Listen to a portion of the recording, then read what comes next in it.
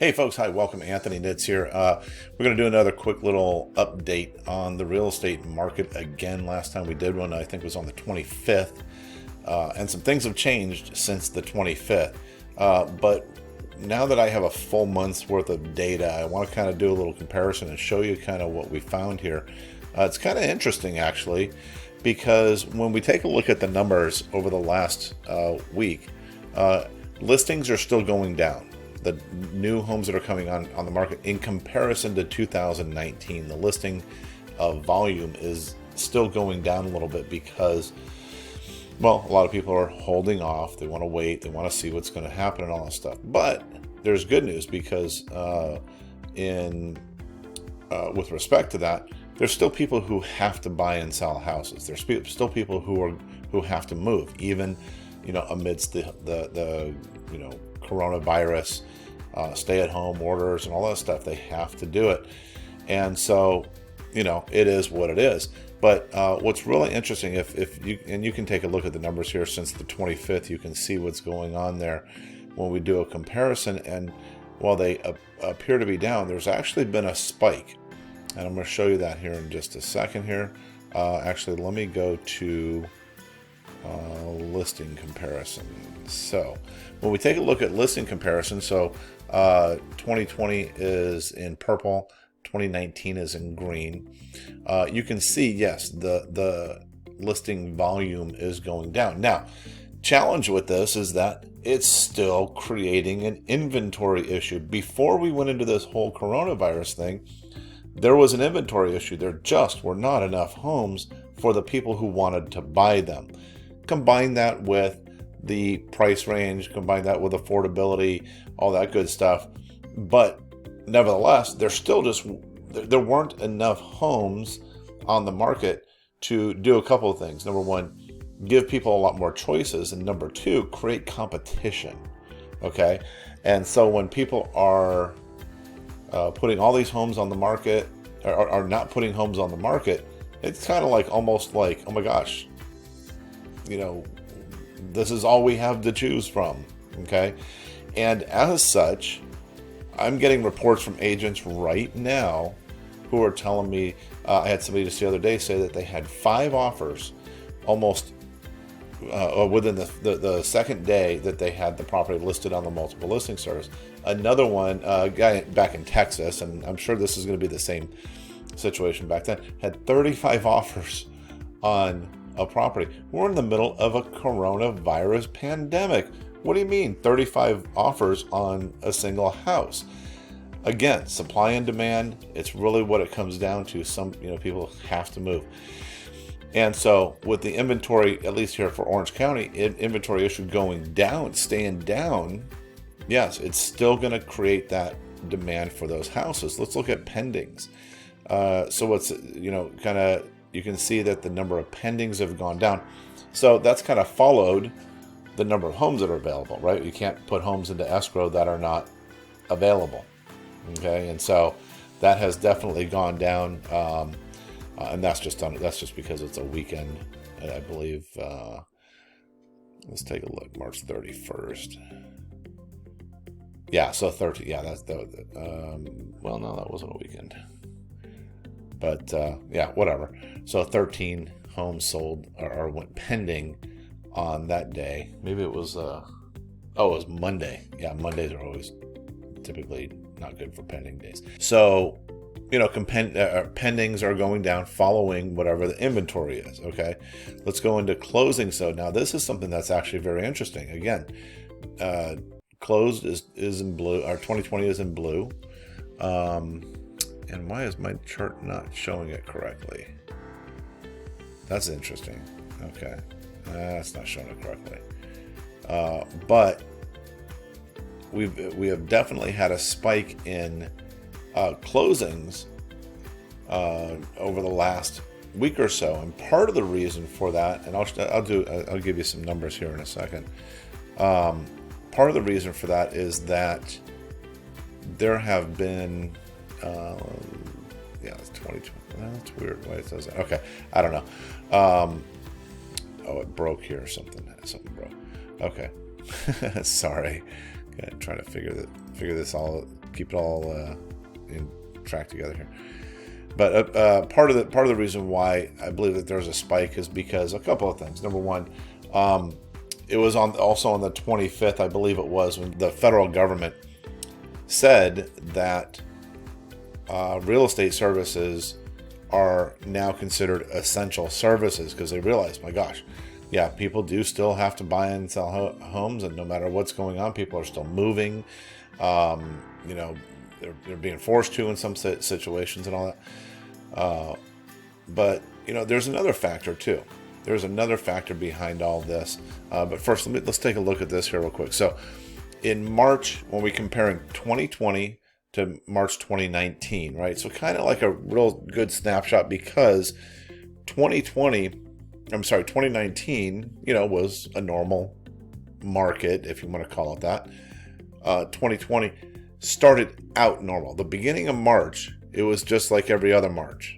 Okay, it was as we started getting into it, and within the first week or whatever, that's when everything, you know, fell into place as far as, you know, starting to do stay-at-home orders and you know, market shifts and things like that. So where the real change was and everything. And so, but if we take a look at, we do a comparison, we say in 2020 compared to 2019. So listing inventory down. We're at 85.69% of the same listing volume that we had last March. Okay, so inventory down. However, pendings have gone up 104%. Okay, so keep in mind, just because a property is listed in March doesn't mean that there weren't a whole bunch of other properties that were listed for sale prior to this whole thing. So those homes are starting to sell too. Again, decreasing the inventory even further. Okay, and then closings are up 114.56%. So, you know, you can take this how you will, but if you need to buy or sell a house, you know, we're still doing it.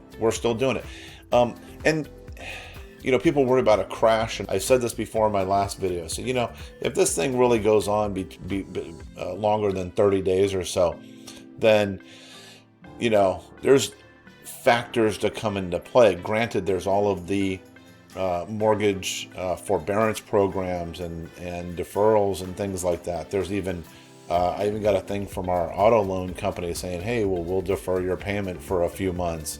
I got something from, I think, one of my insurance companies said, hey, well, you know, if you need a month or two, we'll do that. And I'm like, wow, okay. So you've got all these things to help keep people in their homes, to keep them buying groceries, paying their bills, and surviving while we're all sitting here at home.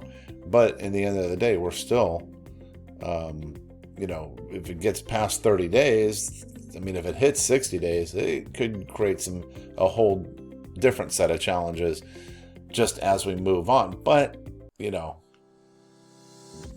depending on which news report you're watching, depending on which channel you're watching and who you're listening to, you know, signs look like hopefully this thing will be under control in the not too distant future.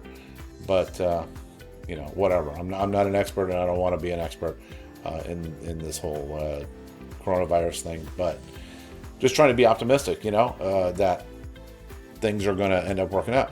And the reason that I believe that we're not going to have a significant crash if we go 30 days or whatever like that, is because unlike 2008, in 2008, the whole real estate market crash was caused by the real estate market, by the mortgage-backed securities and all those things that are associated with that, the negative amortization loans and everything that people were getting, buying houses that they couldn't afford because they were getting loans that made that possible for them. Well, that's not the case here. The case here is obviously, you know, global pandemic. Okay, everybody's affected. So as the whole economy of the world goes down, when this thing's all over, the whole economy of the world's going to come back up.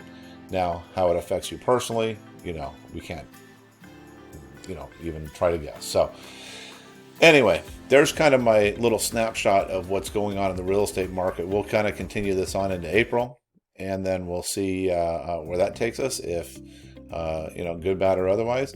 But in the meantime, yeah, if you have a need to get a home sold, feel free to reach out. I've got resources available. First of all, we're completely virtual. The brokerage that I'm part of, completely virtual.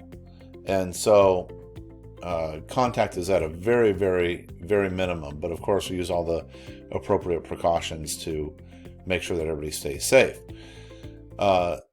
Secondly, if you're in one of those situations where you're like, I've got a house, I need to sell it now, and I need cash for it. It's funny because not all, but a major portion of the institutional buyers, okay, Zillow, right? They were going to offer to buy your house for cash.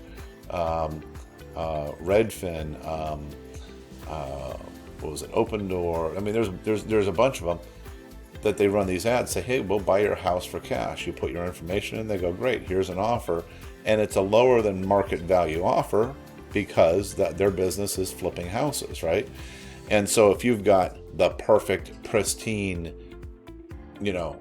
house that should sell for every penny of market value, well, those things don't work for you.